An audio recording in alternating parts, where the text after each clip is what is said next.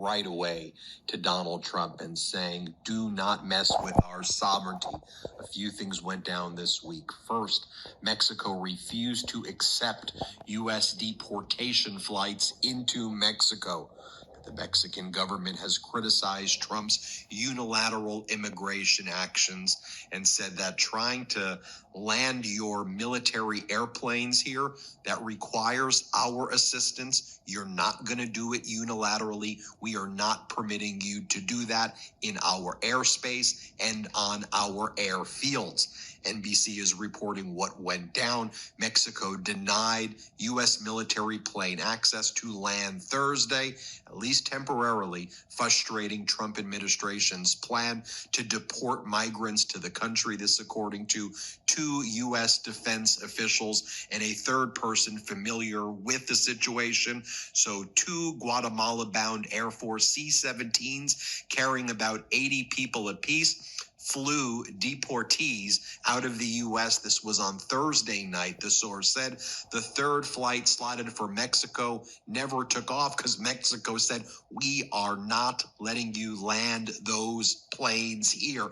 Absolutely not. Now, Claudia Sheinbaum, we've been talking about her for a lot of months here on the Midas Touch Network. Right now, she was elected recently, but then after Donald Trump was elected, she stood up to him right away. She had a plan. She was ready to go. She knows Donald Trump's type. She has about an 80% approval rating in Mexico.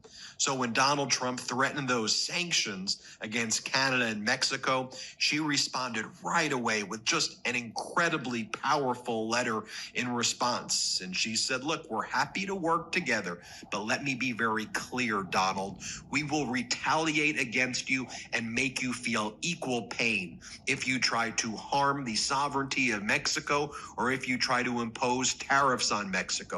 She reminded Donald Trump about the auto manufacturers and other business vital to the United States interests that are based in Mexico. She reminded Donald Trump of the trade agreements between the United States and Mexico.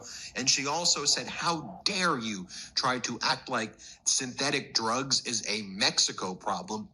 99% of the people who are getting killed in the United States from synthetic drugs are Americans, and Americans are the ones bringing synthetic drugs into the United States. And she said, you can look elsewhere, China is, but we're not doing that here in Mexico. And she also said in that letter, you remember, while we're at it, maybe if you spent less time on wars and trying to build up your military and more time on comprehensive immigration issues, you'd be able to sort through all of this. She also reminded Donald Trump that border crossings were actually at an all-time low with President Biden, that there were no caravans that Donald Trump and Fox kept on talking about, because that was actually addressed by Biden and Sheinbaum when there were bilateral relations and communications taking place to actually stop the caravans. And then she